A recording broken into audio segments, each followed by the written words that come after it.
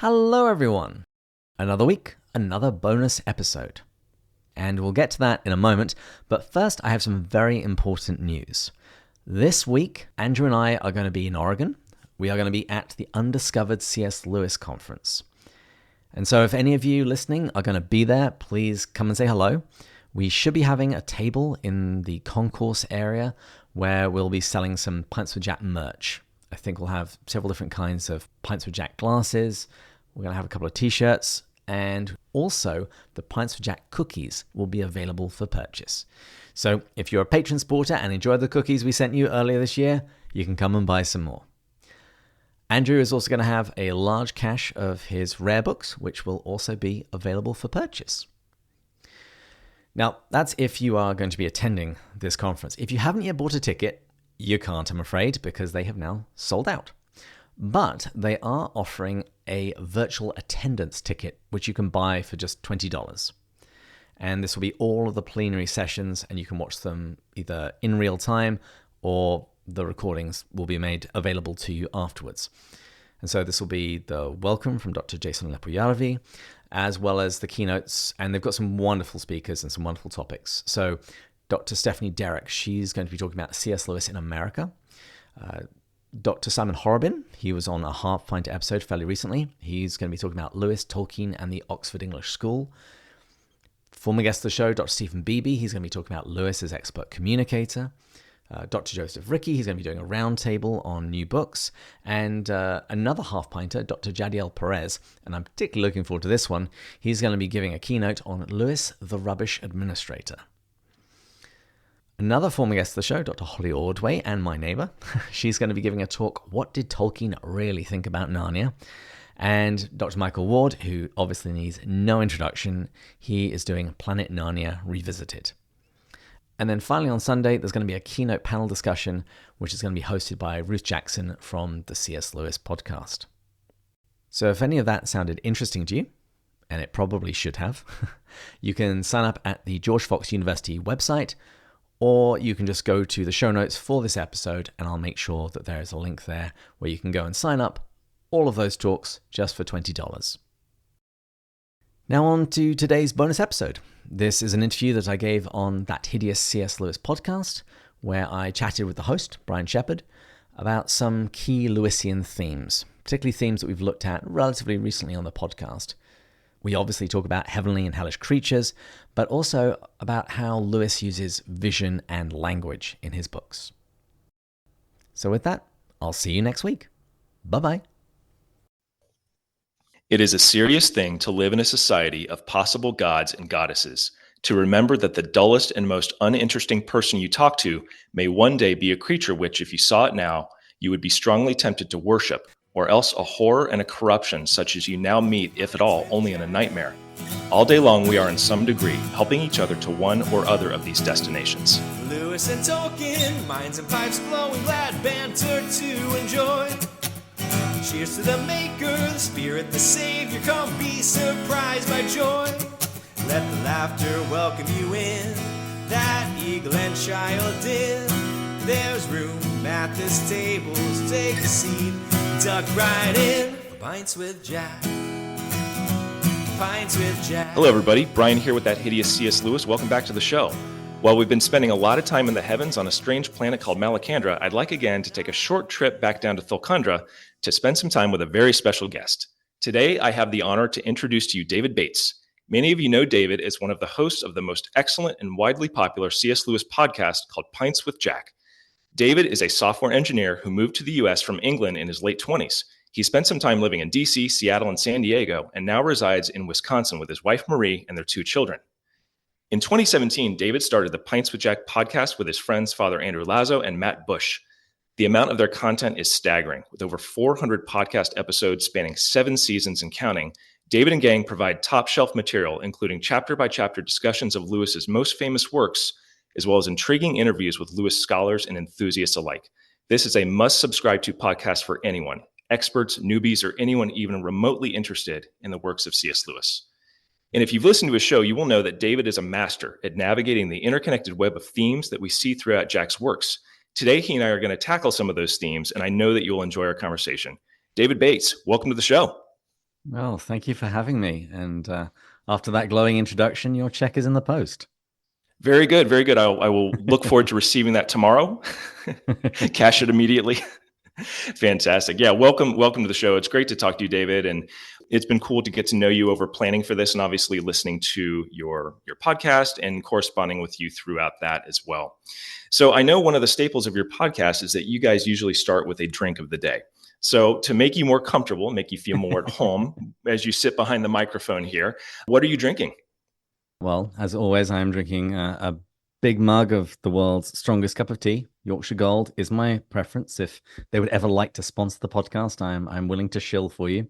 And also, just because it's tradition, I have a little dram of That 69, which is a kind of scotch which Lewis sent Walter Hooper, his secretary, out to the shops to get one time. So a few trips to England ago, I literally went with an empty suitcase and came back with 4 bottles. I have looked for VAT 69 and I can only find it on certain websites to order. I can't find it obviously in any stores, but I've always wanted to give it a try. Well, good for you for having a dram during the time we're recording this podcast. Yes, which is definitely in the evening, despite what everyone else might That be is thinking. right. That is right. No one will know. We are definitely in the evening here. Well, I guess my drink might be a little bit contradictory. Let's just say I've had a long day, so I'm drinking a cup of coffee with a little bit of almond milk to cut the bitterness. But if I were to engage in something a little more fun, this time of year in Texas, it's very hot. So I love a really good bitter, like an Old Speckled Hen or Boddington's Pub Ale, two of my favorite good beers. Choices. Yes, excellent choices. They're also two of Andrew's favorites. Yes, I think I learned about Old Speckled Hen from Andrew on the show, and I found it. It's hard to find out here. The only place I found it is a place called Central Market, which is sort of like it's like an eclectic, not quite Whole Foods style, but those types of places. And they have some really good import beers as well. That's the only place I can find Boddington's as well. So, well, cheers. Welcome to the show, David. Cheers. I might have to go in and get my Talisker in a minute. I'm jealous. It is evening after all. David, as I said, I've kind of gotten to know you through talking to you through prep for this and obviously through your podcast. So for my audience listeners and even guys in my reading group, would you mind telling us a little bit about yourself and in particular, how your fascination and involvement with C.S. Lewis really started? Sure thing. So I'm a software engineer for a company here in the States. I'm originally from England. That's why I sound this way. That's not a Wisconsin accent? No, it's not a Wisconsin accent, but this is how words are meant to sound. I've checked with the king. He agrees. Okay. So I moved to the United States nearly 2 decades ago now. That's terrifying. But all of my family is back in England, except the family that I have made here in the States. So that's my wife and my 2 children. But my interest in C.S. Lewis began as far back as I can remember. When I was the tiniest of child, I would have Narnia read to me. I had an elder sister, so she had Narnia read to her. And being the annoying little brother, I would always come in and sit and listen to that as well. And then when I got a little bit older, my parents and my sister found that if they needed to keep me in the bath for more than 5 seconds, because as we know, little boys dissolve in soap and water, they would... Or they just throw it all over the bathroom floor. They do that as well, or drink it. Or drink it. It's like it's time for a bath, or as I like to call it, open bar. But no, I would actually stay in the bath if I was having Narnia read to me. So I was exposed to Narnia very early on, became a huge fan. I had a plastic push-along toy called Aslan, needless to say. Yes. My wife took me to my mother. Paging Dr. Freud. My mother, she took me to see several Narnia plays actually in Oxford. And I am so old that I actually got to see the BBC adaptations of The Lion, the Witch, and the Wardrobe, Prince Caspian, and The Voyage of the Dawn Treader all come out live on terrestrial TV. So I absolutely love those. And I actually had watch parties with all of my friends. I loved Narnia that much. So you were doing watch parties before watch parties were cool. Oh yeah, absolutely. I even built out of an old tent structure a box office that I gave people tickets as they walked through the door. I was a very nerdy child. Well, that's a good tie-in to something else I want to talk about to you later, David, is your acting career. So maybe we'll get to that as well. Oh, okay. All right. Okay. But yeah, so I was really into Narnia as a kid, loved the books, and then school became very, very busy. And I basically didn't touch fun books for a good while. And I actually didn't even return to Narnia until I was in my 20s. And I was babysitting for a family from church. The parents were running a course for parents. And while they were telling other parents how to look after their children, I was looking after their children, which was kind of hilarious because I was a single guy in my 20s. I had no younger siblings. I had no idea what I was doing. So, you walk into a house and there's 4 screaming children. It's like, what do you do? Well, I just did, what my own parents did is like bribery. That's how we're going to do this. I bribed them with The Lion, the Witch, and the Wardrobe, and they would get a chapter each time I visited because it was over the course of once a week for a couple of months that I was visiting. So we got to read through the entire thing. And as I was reading through it and reading it aloud to the children, I fell in love with Narnia again. I was like, oh my goodness, I'd forgotten all about this. And I forgot how much I loved it. So once that period of babysitting ended, I bought the complete set of Narnia again and just inhaled it over the course of 1 or 2 weeks. And just fell in love with C.S. Lewis all over again. And I was also now at a point in my life where my faith was really alive, and I was surrounded by people that knew things. And so they saw me with a copy of the Chronicles of Narnia everywhere I went. And they said, well, you do know he wrote other stuff as well. And so that's how I was introduced to Mere Christianity, The Problem of Pain, the Screwtape Letters, and The Great Divorce. And so that's when I started digging into Lewis's wider corpus. And I was really impressed. I was really impressed. These books were engaging, different. They always came at things from an angle that I wasn't quite expecting, and that made them all incredibly entertaining. But I also felt that these works were much deeper than I was really fully consuming. I thought I knew there was more gold there than I was really seeing, both because I needed to spend more time with them, but I also wanted to talk about them with other people. And so fast forward a few years, I'd moved to the United States and I was living in San Diego, and I was at a party, and needless to say, I was talking about C.S. Lewis. And that's when I met Matt Bush, who is now one of my co-hosts.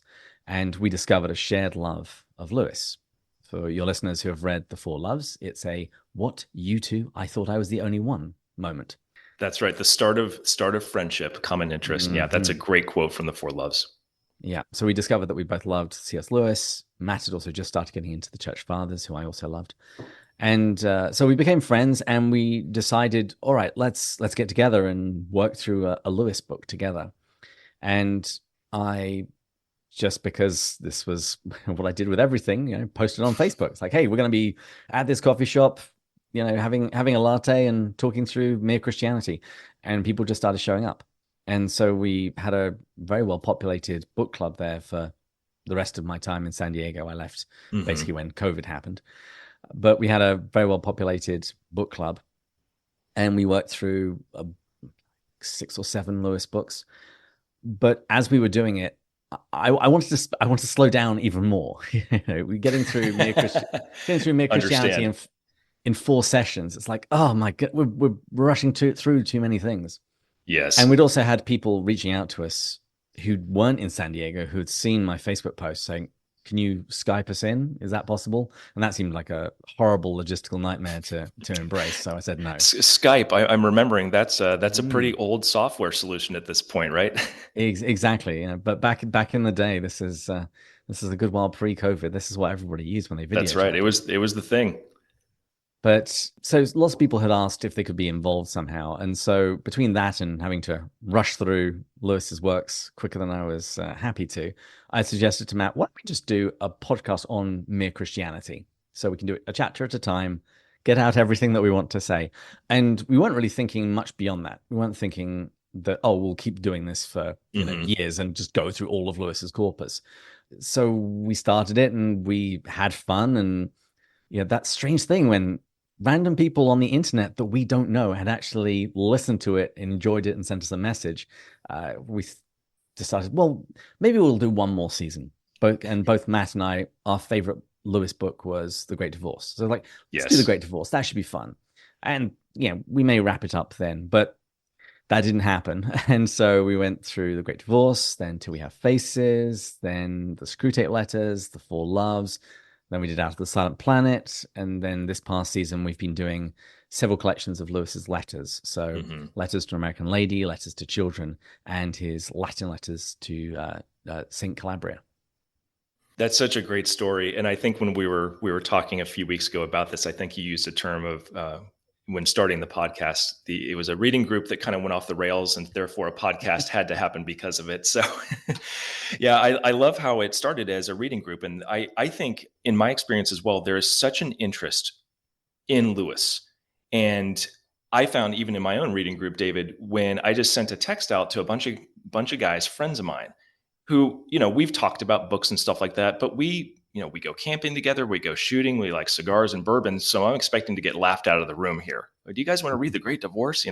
But everybody joined and stuck around for more. And we've been at it for almost a year and a half now. And something you said earlier, which I think is so true, when you read Lewis, it's one thing to read Lewis. There's so much rich gold, as you say there, or maybe son's blood, since I've got Out of the Silent Planet on my mind. But you said something about how you wanted to talk about Lewis. And I think that's so key. And I think that's true for a lot of people. It's not enough to just read him. You want to talk about it. You want to hear other people's perspective. What is their experience? What am I missing? What are you seeing? So I think your show definitely taps into that. And I would say as a listener, I've certainly learned a lot about Lewis, and probably more importantly, how to read Lewis. I know that's something that Andrew talks about a lot. And in fact, in my reading group, you guys were super instrumental in when we did The Great Divorce. That was our first outing with Lewis, if you can imagine that. So we started with just start with the best, in my opinion. But anyway, well, absolutely. You might agree with that. And so it's gotten to the point where people talk about your podcast. It's no longer Pints with Jack. They say, oh, I was listening to the podcast guys the other day. So it's the podcast. So it's been elevated to a certain degree. Yeah, but it's been very helpful to us. And you mentioned a lot of the books and works that you've covered with Lewis, but not all of your episodes are necessarily about things that Jack wrote. Can you tell us about some of the other topics that you get into on your show? Well, we typically go through his works chapter by chapter, one per season, and we have picked at the Chronicles of Narnia, a couple of episodes each season to cover that. Other people are going into those in more detail on better podcasts. But in addition to those sorts of discussion episodes among the co-hosts, we've been interviewing scholars and amateurs. And amateur is not a term of derision. It means one who loves. I would regard myself absolutely as an amateur, and I'm proud of it. But we talk to anyone who's doing interesting things with Lewis, sometimes writing books, other times creating websites, other times hosting their own book clubs. And we've tried to sort of take a holistic view of Lewis. I mean, you spoke there about the importance of discussing his books together. We've really tried to model Pints with Jack on the Inklings. We're in the Eagle and Child. That was actually the original name of the podcast. We're in the Eagle and Child. We're sharing a pint. We're talking stuff over and teasing things out. This is what the Inklings did. Iron sharpens iron. All of that good stuff.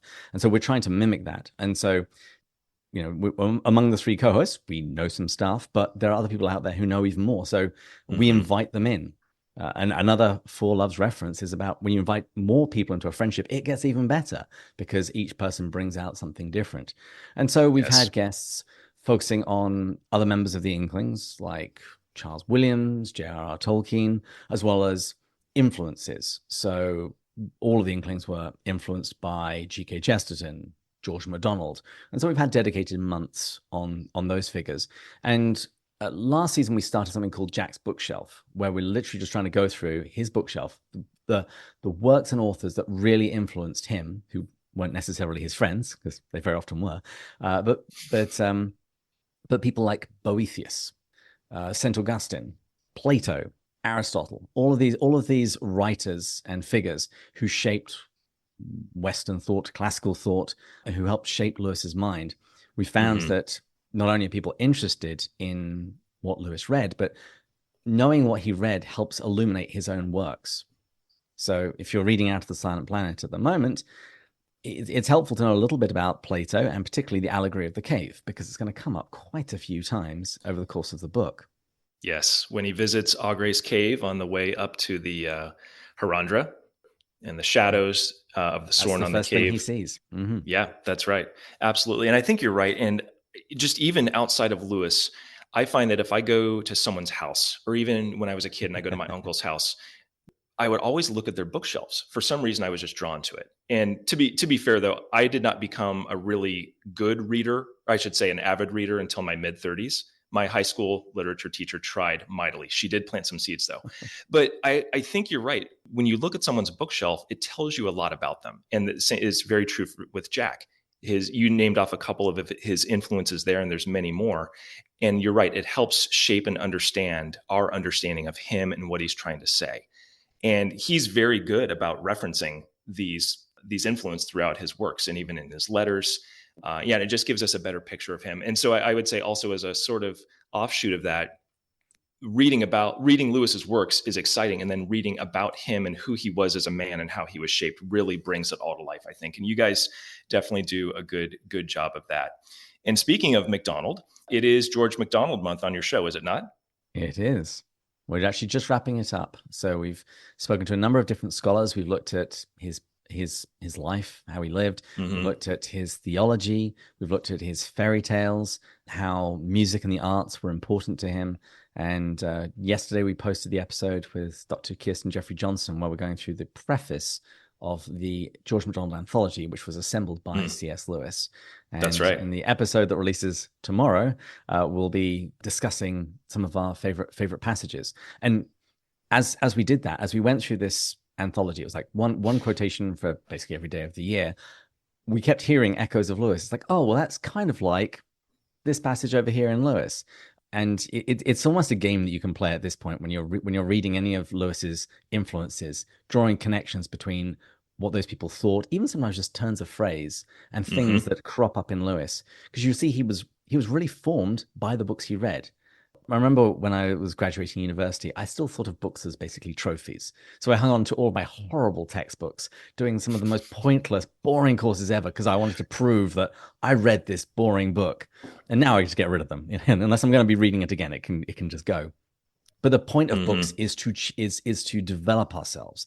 In an experiment in criticism, Lewis says, my own eyes are not enough for me. I must see through the eyes of others. That's one of the reasons why we read, to look through the eyes of others and see other worlds. When you read Lewis and you start seeing all of these influences all over the place, you see how deeply he imbibed the works that he read. Absolutely. Well said, David. Very excited about what's upcoming with the podcast. Last question. Now, I heard a rumor. You don't have to confirm, but I did hear a rumor that there might be a season 8 in which you guys travel to a planet called Perelandra. Not sure if that's true or not, but I heard the rumor. It is absolutely true. We'll be starting season 8 in October. We're going to have a little bit of a break because my co-host Matt is getting married, and so he wants some time off for the wedding and the honeymoon. I call him a quitter for that, but nevertheless, my wife tells me I have to be nice. So we're going to take a couple of months off while he's getting married, and then we'll return in October and prepare our glass coffins and head to yet another heavenly planet.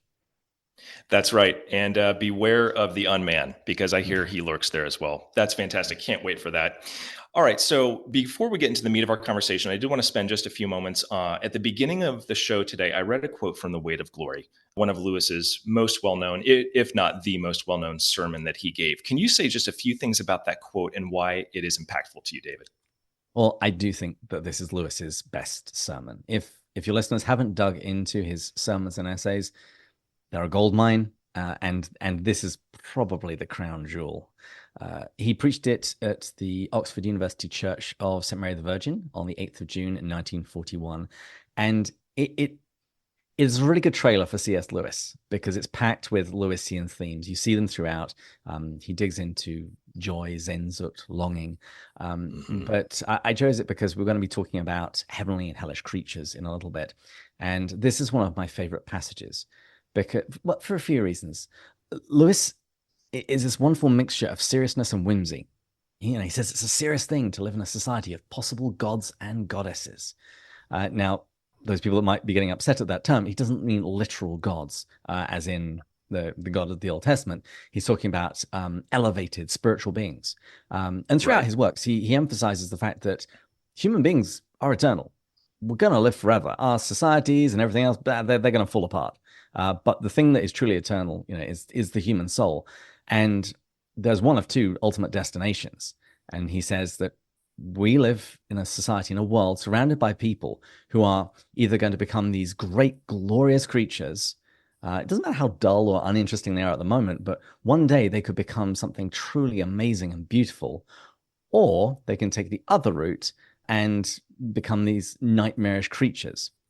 So it's a wonderful vision and a wonderful reminder that we are walking around among these people day in, day out, even though we think this is just daily life. This is somebody who's not that interesting. But Lewis reawakens and re-enchants us, reminding us of our eternal destiny, and then offers a reminder that all day long, you are helping each of these people one way or another towards one of these destinations. So Lewis doesn't say this, but I will. So be very careful on how you interact with people, because you might be making them a little bit more hellish or a little bit more heavenly. Well said, David. I had a conversation with Jordan Duncan 2 months ago on this very essay, and we stuck with mainly with the theme of joy, desire, and longing, since that's replete throughout this sermon. And we got to that point, though, of seeing your neighbor as having the weight of glory on him or her, and the importance of treating people right and treating them as if they will become, as you say, a possible god or goddess. And we talked a little bit about the context. You mentioned the sermon was given June 8th, 1941. So, of course, this was just after the heavy part of the Blitz in World War II. So you and I have the benefit of hindsight to look back and say, oh, well, the biggest part of the Blitz was over by then, so things were fine. But someone living in London or the southern part of England at that time, they didn't know that the heavy part of the Blitz was over. And I'm always fascinated by some things that Lewis says, and in particular this, at the end of the essay. He says, next to the Blessed Sacrament itself, your neighbor is the holiest thing or holiest object presented to your senses. And you figure you've got a nation that's reeling from the terror and destruction of war. Family members, friends, people have been killed. It's destroyed. There's probably a lot of despondency and hopelessness. And when he's talking about your neighbor, he obviously doesn't mean the person who lives next door to you. It's anybody you encounter. And this is just my thought here. I don't know if this is said elsewhere, but the Nazis and the German soldiers whom they were fighting would also fall into that category. So it was a very bold statement of Lewis to say that. Yeah, and that goes back to the New Testament. As soon as you want to get out of loving your neighbor, you say, well, who is my neighbor? Can we narrow that down a little bit? And Jesus doesn't. He opens it up. He presents somebody who would be a natural antagonist to his hearers. And yeah, I completely agree. Lewis actually writes wonderfully on. It sounds odd to say, but he writes wonderfully on the war. When you see that he is trying his darndest to love his neighbor, including the Nazis. When he writes to his friends and he asks them, when you pray for Hitler and Stalin, how do you do it? He doesn't he doesn't say, do you pray for them? He naturally assumes, well, of course you're praying for your enemies because Jesus told you to. But he says, well, how do you do it? How do you what do you pray for? How do you summon up the will to be able to pray for somebody that is causing you and your nation so much trouble?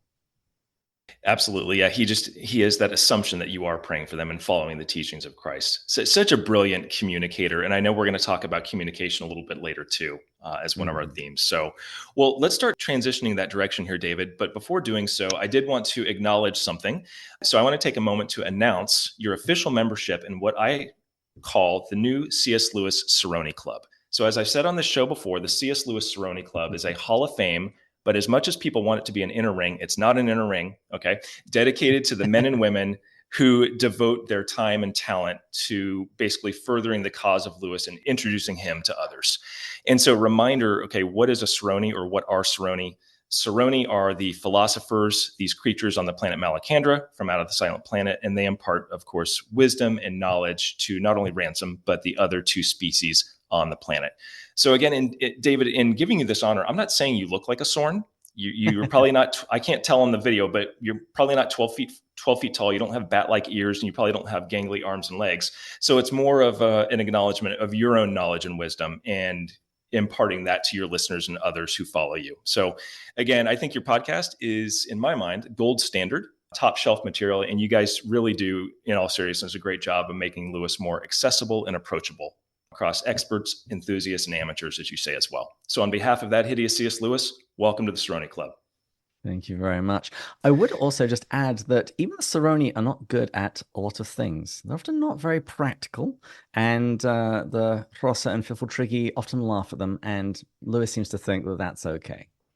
That is right. It's okay. They have that fun banter that would exist in a friendship, that you can do that, where you can kind of sharpen each other, but also make fun of each other and knock each other down a little bit.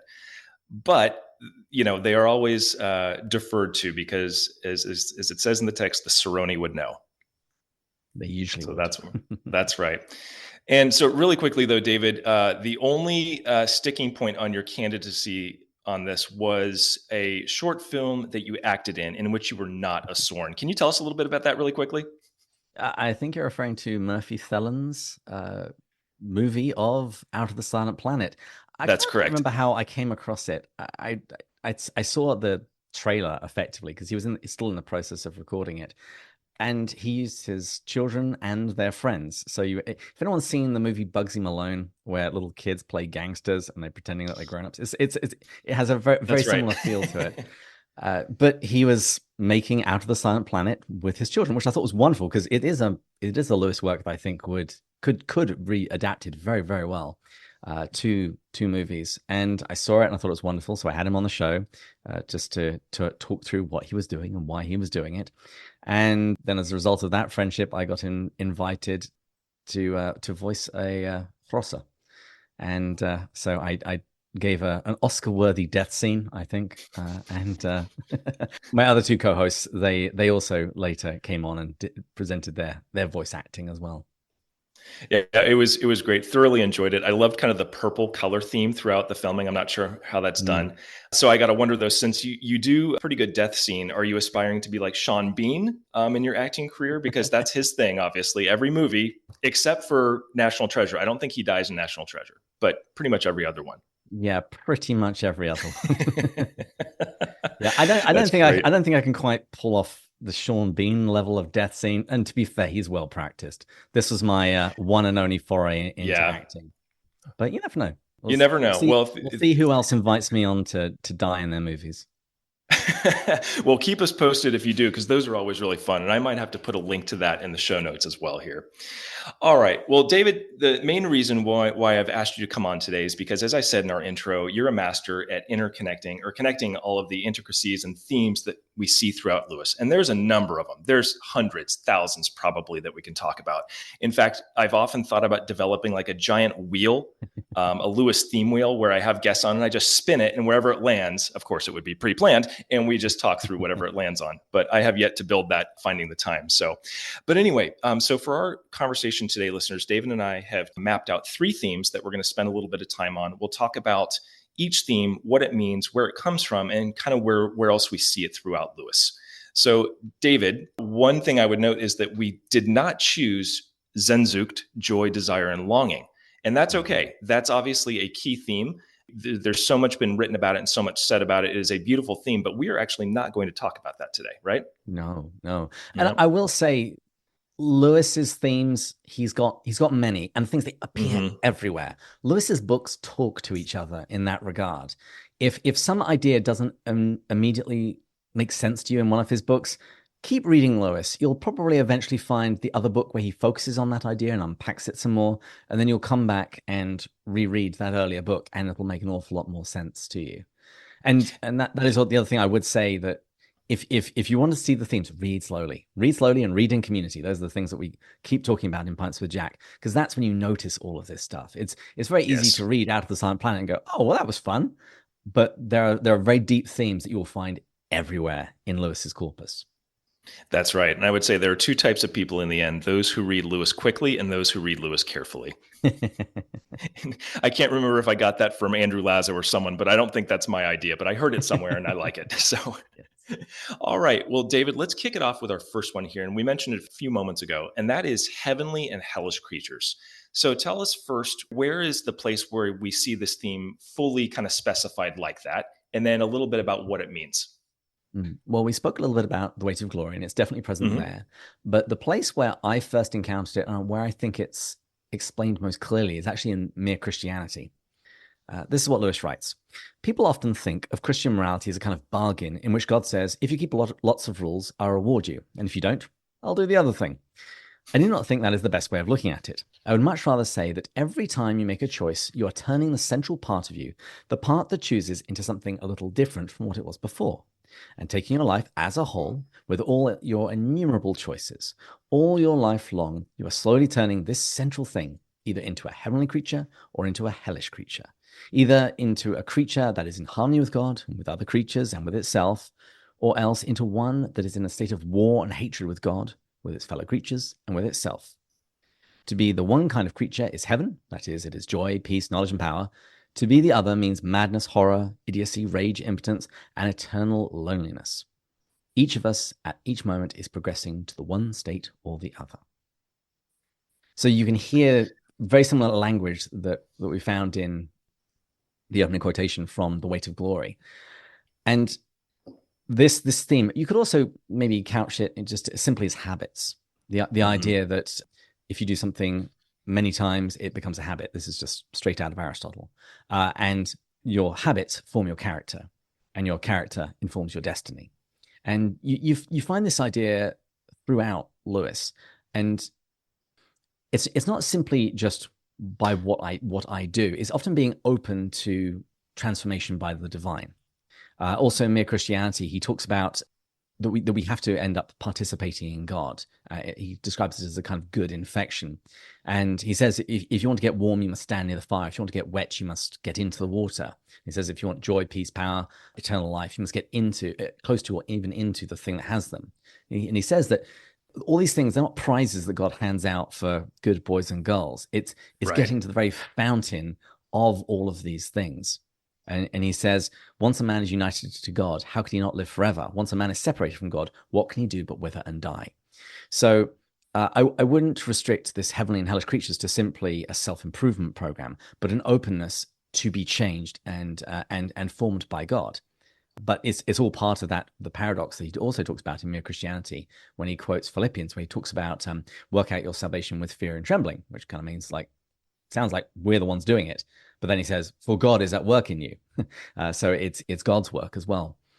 And in Lewis, we see lots of images of these heavenly and hellish creatures. So the classic Narnian example is Eustace Clarence Scrubb. In The Dawn Treader, we see this nasty little boy. And what happens? Lewis tells us that he turned into a dragon while he was asleep. Sleeping on a dragon's hoard with greedy, dragonish thoughts in his heart, he had become a dragon himself. So he had been turning that central part of himself into something nastier and nastier and nastier. And then it eventually manifests. He gets to see what he has become. But we also, with Eustace, not only have that transformation, we have his undragoning. We have his turning more towards a heavenly creature when he encounters Aslan. And it begins with Aslan telling him, because he'd been trying to scratch off his dragon skin. And Aslan says, you must let me undress you. And there's a very telling line in the text. He says that he didn't want to, but he was so desperate. He just said he'll lay flat down on his back. So he exposed his belly. He opened himself to the divine physician. And that's when Aslan starts doing the cleaning and scraping off these scales that had grown on him. I love that scene for all the reasons you just mentioned. It's one of my favorite scenes in all of Narnia. And it really speaks to something you said a moment ago about how we, to some degree, need to allow God to form us. As you say in Philippians, God is at work in us. And it's at that point, as you say, when Aslan needs to finish the job that Eustace was trying to do, but couldn't completely do. There's probably a clear line, I think, to at least as a Catholic and you as a Catholic as well. It strikes me a lot as the sacrament of confession, where we go to God and we're trying to throw off these things, these sins that we've committed, and we need his mercy and forgiveness and for him to ultimately wipe it away so we can start new again and emerge as the person we were created to be. Yeah, such a great scene. And it's funny with Voyage of the Dawn Treader, for a while, I hate to say this, and I might get in trouble for this, but it was always my least favorite of the Narnia books. Oh, I know. You're the first person I've ever heard say that. It's usually ranked among one of the favorites. But I've come around lately. For me, it's like, I know. For me, it's Silver Chair or Last Battle, and it's always recency bias. Oh, I read Silver Chair. That's my favorite. Oh, Last Battle. No, that's my favorite. But as I've thought more about Voyage of the Dawn Treader, and especially this scene, and also there's these new theories out, which I think you posted on your site about the Seven Lords and the Seven Deadly Sins. Like, it's becoming much more richer to me. But anyway, that's a sidebar. So we have Eustace as a perfect example of a heavenly and hellish creature. Who is another example, perhaps in some of Lewis's fiction, of this idea of heavenly and hellish creatures? I would just submit The Great Divorce. All of the characters there, you have these vignettes, these portraits of people who have submitted themselves to one course or the other, either towards heaven or towards hell. You see people who have been they've tried to enter heaven, but while holding on to their hellish souvenirs. And you see it come out in their character. Those that try and justify themselves, those who are cynical about everything, those who only care about what people think of them, those who care so much about their intellect and they're asking questions but never actually getting any answers. But you also do, it's rarer in The Great Divorce, but you do see a couple of characters, in addition to the bright spirits who visit these poor souls. But you do see some people who submit themselves towards heaven. One of them is this great lady. And when Catholics read The Great Divorce, most people will get a good chuckle because you see this great lady who is surrounded by angels and animals and children and everyone's singing her praises. And of course, Catholics immediately go to Revelation 12 and the Great Lady in heaven and the mother of the Messiah. But funnily enough, Lewis says, no, Sarah Smith, somebody you've never heard of. But I always think, if that is how Sarah Smith is in heaven, what would the Theotokos, the God bearer, be like, who is greeted by an angel as being full of grace? But we see her, we see the way that she submitted herself to heaven, but in a very quiet way. Like I said, this is someone that we've never even heard of. But in her own state in life, in her own little corner of London, she loved and she loved well. And in heaven, we get to see the full flowering of that. And also in The Great Divorce, we see one character who is in the point of transition. He has this little red lizard on his shoulder that's representative of his lust. And an angel keeps asking him, let me kill it. And he keeps making excuse after excuse, all the sorts of things that we always say whenever we want to hang on to a sin. It's like, oh, let's transition gently. Can't shock it too much. Maybe tomorrow. He eventually submits his sin to the angel, and the angel crushes it and breaks its neck. And then both the man himself and the lizard transform into these beautiful creatures, the man into this great god, lowercase g, and the lizard transforms into this massive stallion that the man then jumps on and uses to race into heaven, showing that when we bring the broken parts of ourselves, even our sin, to God and put things into his hands, that he can not only transform them, but they can be the very means by which we enter heaven. Those are such beautiful scenes in that book and great examples of the kind of the heavenly creatures. And when you were describing Sarah Smith in her very other focus, her very simple way of living and how she lived, to me, she almost becomes Marian in that regard, in how she acts. So yeah, brilliant way. Because most people, you're right, we're probably thinking, oh, it's the Blessed Virgin, but that would have been too easy. And so we get this other person. But you're right, to think of how that would look if it was the Blessed Virgin appearing in that scene. Lewis probably is like, I couldn't write how beautiful that would be. Perhaps, and others maybe not. Also, he doesn't want Catholics to start praying. That's right. Loudly. Exactly. Okay, well, that's our first theme. Let's move on to theme 2 here. And this is a really fun one. This is one that's I'm particularly fond of myself, and that is seeing in vision. All right, so again, give us a sense of what this theme means in Lewis and maybe a couple examples of where, we see seeing in vision. Once again, this is everywhere. Let's start in Narnia, though, with the character whose name means as of light, looks Lucy. And yes, my daughter is also called Lucy. Maybe for this reason, who knows? Who knows? I needed to keep plausible deniability. There's a Blessed Lucy of Narnia. There's a Saint Lucy in the early church, patron saint of everything to do with eyes, and also a Pevensey character. So if you ask my parents-in-law, I'll say it's one of them. But sounds good. I won't tell anybody. Yeah, no, don't. But yeah, Lucy, I think easily Lewis's favorite character. She appears the most, she speaks the most, and she is the one who always sees clearly. In Prince Caspian, her other brothers and sisters, they're blind. She sees Aslan clearly and follows him. And throughout the Chronicles, she is also the one who sees people clearly, even the spiritually ugly people. She sees the goodness that's in them. And my co-host Andrew, he loves to point out that it's because Lucy loves. And you mentioned the George MacDonald month. One of the themes that keeps coming up from MacDonald is that to see clearly, one must love. And Andrew likes pointing out the gift that Lucy received from Father Christmas. It was a cordial, etymologically, cordia, heart. So Lucy has heart, and as a result, she can always see things clearly. And throughout the Chronicles, you often meet characters who don't see clearly. You mentioned that The Last Battle is sometimes your favorite book. The classic example from that book would be the dwarves, who they've turned in on themselves. They've become so cynical they actually now can't see when they're in a beautiful land with beautiful food. They just think they're in a stuffy old stable and they're just eating rotten turnips. Well, the dwarves are for the dwarves, David. Remember. Yes, the dwarves are for the dwarves. Definitely one of Lewis's top themes. You see it in Till We Have Faces. I won't spoil it if people haven't read it. That's okay. I mean, I think I know the scene you're referring to, but no, go ahead. Let's talk about that one. Well, just that Orwell is a character who has difficulty seeing things clearly. She actually doesn't even see herself clearly. And throughout that book, you have repeated references to mirrors and visions and seeing. And Orwell, she keeps seeing things incorrectly. And it's only when she's in a state of humility that she actually does get some of the brief glimpses of truth. But perhaps safer ground is actually to return to Narnia and the Magician's Nephew, because you've got Uncle Andrew. The narrator tells us when Uncle Andrew is at the creation of Narnia, he says, what you see and hear depends a good deal on where you are standing. It also depends on what sort of person you are. And this sort of brings us right back to Lucy. It's because of the kind of person that Lucy is that she can see things clearly. Uncle Andrew, he is a terrible person. He is a mean, grasping, selfish. He doesn't think the rules apply to him, and it's all about what he wants.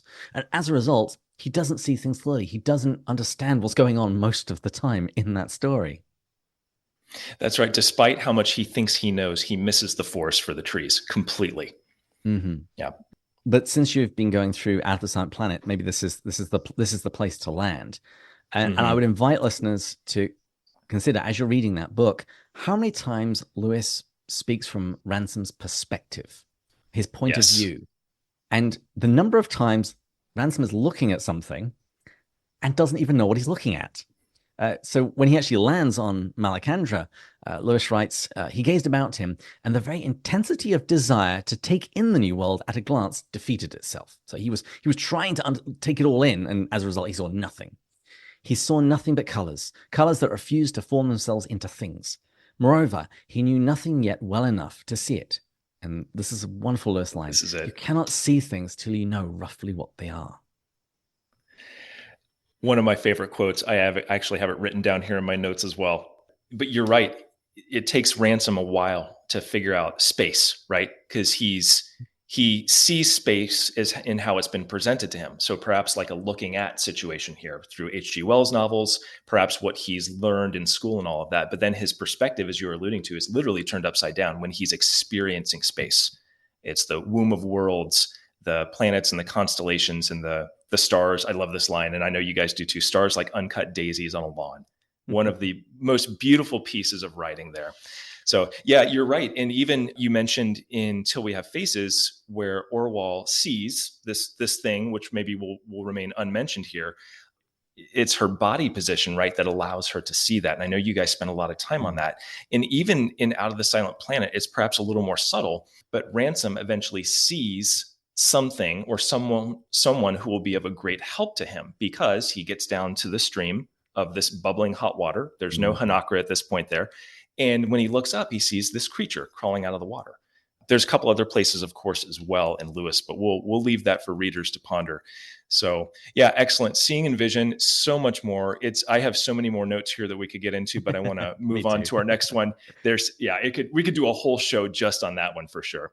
Well done. Let's move to our third and final theme here today, David, and that's communication and language. So again, probably one where we see throughout, certainly in Out of the Silent Planet, for one, communication and language. Weston seems to have a little bit of a problem with such things. But tell us your thoughts on this theme of communication and language and a couple places where we find it in Lewis's works. Just before we start that, looking down my notes, I've got lots and lots of book references, and it kind of puts me in mind of that meme of Charlie from It's Always Sunny in Philadelphia when he's trying to explain something, and he's this massive connected board with lines and dots. You could do that for any of these topics and look kind of like a crazy person. But this is what you do. You either go to parties and try and talk to people about it, or you start a podcast. Well, I guess you could try to do both, I guess. You can try. I have kids. I don't go to parties anymore. That's true. It's always a party at dinner time, right? Well, let's at least start in Narnia, because we mentioned Uncle Andrew. And go back to that scene of creation. What does Andrew receive from the communication? Nothing. Lewis writes, the longer and more beautifully the lion sang, the harder Uncle Andrew tried to make himself believe that he could hear nothing but roaring.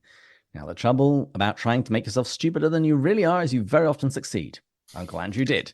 He soon I did love hear that. nothing but roaring in Aslan's song. Soon he couldn't have heard anything else, even if he had wanted to.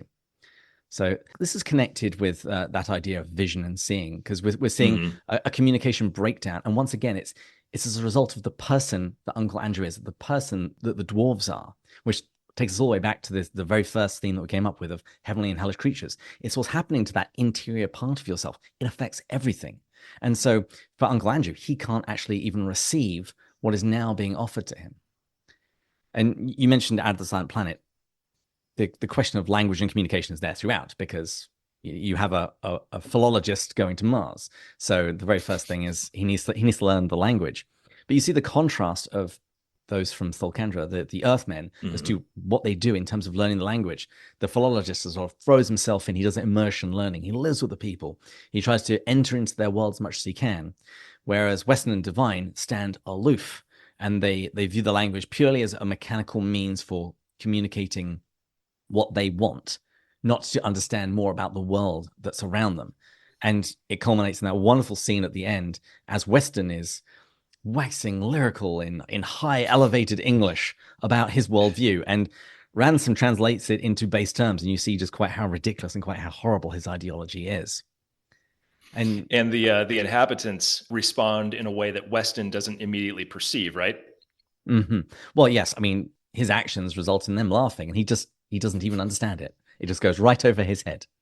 Yeah, it's very true. And Divine, you mentioned Divine. I see a little bit with him in terms of his, maybe it's a stretch, but his abuse of language, because he's really good at kind of playing both sides, and he'll say things to make it seem like he's taking you in a little bit and letting you in on a little secret, speaking sotto voce and nudge, nudge, wink, wink, that kind of stuff, which I would say is this idea of abuse of language, because it makes Ransom either kind of keeps him aloof and in the dark, or makes him think one thing when in fact, obviously Divine is, well, he's mercenary, he's opportunistic. He's like, oh, Harry's no longer important to me. Ransom would be a much better for their purpose, right? And you So see him what even about? Oh yeah, compliment the men with the exact same formula. You know, who they have on toast, what they have for breakfast. You know, that same yes, pattern. It's like, oh, I'm gonna start manipulating them with my language, and you see that follow through in the third of the Ransom trilogy in That Hideous Strength, where you see it's yes. all about manipulation of media, manipulation of language. John Withers, who has this double talk where he says a lot about nothing or says something while meaning something else. That's right. Poor Mark can't figure out what his job is, because Wither and Frost, they can't give him a straight answer. And so Mark, of course, gets really frustrated. And then on that point, his job ultimately is to abuse language through Mhm. propaganda writing. You know, let's write 2 articles about the riot before it happened to give our spin of how it is. And of course, yeah, That Hideous Strength, we could spend hours on that one. Just the connections. And I was talking to Lila Lawler the other day about That Hideous Strength and the Abolition of Man. And we were both talking about how in those books, Lewis is literally pulling the fire alarm bell about these things that are going to really rear themselves in ugly fashions. And I said something like, well, he's probably doing pull-ups on them because he was tugging so hard. And needless to say, not everybody listened. On one more point on communication and language, let's go back to Narnia again and talk about the last battle. So again, last battle is interesting because I believe it's the only Narnia book where the antagonist is the first character mentioned, whereas in the other books, it's usually the protagonist. So we've got this guy named Shift. And of course, we know the story. He finds a lion skin, puts on a puzzle, and he speaks on behalf of Aslan, of course, which is the false Aslan. So let's kind of pick it up from there. How does this idea fall into communication and language here, insofar as Lewis? Well, I mean, in a scene very reminiscent of the Book of Revelation, where you've got the Antichrist and his prophet, you have Shift trying to take puzzle to pretend to be Aslan, so he can put words in Aslan's mouth. It's sort of a demonic turning over of what we find in Scripture, where the Lord speaks about putting His words in people's mouths. So throughout those early chapters, Shift is manipulating those around him. He manipulates Puzzle. He pulls on all of the relevant little strings and presses all the relevant buttons to get Puzzle to do what he wants. And it doesn't really matter what he has to say to make that happen. If he just needs to elicit sympathy and just outright lie, and even using the most perverse logic possible, it's like, oh no, if Aslan wanted us to do this, he would send a thunderclap. Yeah, that's absolutely what would happen. But the funny thing about that book is you see Shift very quickly overtaken when the Kalormen come in, and also then Ginger the cat rises up. What happens to those who abuse language? Well, it gets abused even further. Those who try and usurp power will have their own power usurped. And you see them really trying to play with language, particularly when they're talking about Aslan. It's like, oh, Tash and Aslan are the same. Tashland. Yes. Just to briefly jump back to the Screwtape letters, Screwtape says that there's a philology department in hell, and they're working very hard on making sure that we attach certain meanings to words and drain certain words of their meaning and their power. Talk about real life, but don't get him to think about what that actually means. And get him to think about unselfishness rather than charity, because it's got some wonderful effects further down the line. Again, connecting all of these things like the intricate web that we've described, you just said something about unselfishness. And isn't that the first question Lewis asks in The Weight of Glory? Like if you ask 10 people, what's the most important thing? They'd say 9 would say unselfishness. But if you ask a Christian, they would say something else. David, you've demonstrated very clearly just the complex web of all these things. And I often think of, if you tug on a string that is a theme of Lewis, it's going to lead you to, well, I guess we could say the wardrobe. Dad jokes are perfectly acceptable, by the way, on That Hideous C.S. Lewis. It's going to lead you to a wardrobe. And instead of being attached to one sweater, it's going to be about 25 sweaters all sewn together and stitched together. And you will just become lost, but in a good way, of all these themes and how they connect. Thank you for walking through those, David. I'll post all of our references and everything in our show notes here. And then one last question. There's a couple key dates to celebrate in Lewis history. Of course, his birthday, which is November 29th. We just had his 125th birthday this past November, and it was the 60-year anniversary of his death a week prior. And of course, there's Sidecar Day, which I think is like September 28th, 29th, depending on who you ask, perhaps. I think Joel Heck says September 28th. So tell us a little bit about what you all did last year for C.S. Lewis, or for his birthday. Yeah, this was really fun. It just occurred to me that it's kind of crazy because Tolkien has Tolkien Reading Day. I was like, Lewis was an inkling. Why doesn't he have a reading day? And so I reached out to all the Lewis podcasters that I knew and said, why don't we pick a day and make that C.S. Lewis Reading Day? And we spoke about it and settled on his birthday. So we get to wish him happy birthday as we're reading his work. So that's November 29th. And yeah, no, it was really fun. We had not only podcasters, we had YouTube channels and people with blogs. Everybody contributed somehow to honoring Lewis on that day. And we had 2 big live streams, one for those on the East Coast, one on the West Coast, where we just inaugurated a reading day, a day when we're encouraging everyone who likes Lewis to read some of Lewis, to share some quotations. And on our website, we've got a large cache of quotation graphics that I have checked, and I can assure you they are correct, because don't believe everything you read on the internet, as C.S. Lewis himself said. That's right. But yeah, we celebrated Lewis's legacy and tried to popularize his works and spread awareness on the internet and in person, and that's now going to be a yearly thing. So yeah, next November, we'll be having the second C.S. Lewis Reading Day. At the moment, I'm thinking we might, because we talked about maybe picking a theme for future years. And so I think we might be focusing on Lewis and his friends. So we'll have people talking about those people in his life who greatly shaped him. And we'll be having some experts on to talk about it. And we'll have another set of live streams where anyone that's in the Lewis creative space can share their thoughts, and we can all chat together. And again, just do what the Inklings did. Get together and talk about things that matter to us. That sounds great. Look forward to the second annual C.S. Lewis Reading Day. And in terms of friendships, friends of C.S. Lewis, Joel Heck comes to mind with his book, of course, who I know you know and have interviewed on your show. Probably some good people to pull from that. Well, that's exciting. And I would just say in closing here, my reading group, we got together at our friend's farm. And so we had a bonfire, obviously had a few beers, and we went around and just kind of talked. And then everyone read some quotes from C.S. Lewis. And so we got to the point where we'd say, okay, where is that quote from? And I don't know if you knew this, David, but C.S. Lewis apparently wrote a book called Pinterest, because there were so many quotes that came from this book called Pinterest. I had no idea. I'm not sure if you did either. So we had a laugh about that. It's the hidden sequel to That Hideous Strength. That's right. That's right. Fantastic. Well, David, again, thank you so much for coming on to the show today. I really appreciate you taking the time. I know you're a very sought after speaker and busy podcaster and father and husband. So I really appreciate the time. You're very welcome. Excellent. Look forward to connecting with you again in the future. All the best for season 8. And I can't wait for Paralandra.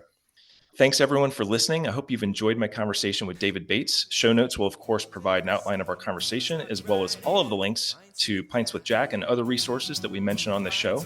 Stay tuned for more conversations with other Lewis Cerrone and those who make Lewis more accessible and approachable. See you next time. Why should your heart not dance? Go further up and further in. Pints with Jack. Pints with Jack. Pints with Jack. Pints with Jack.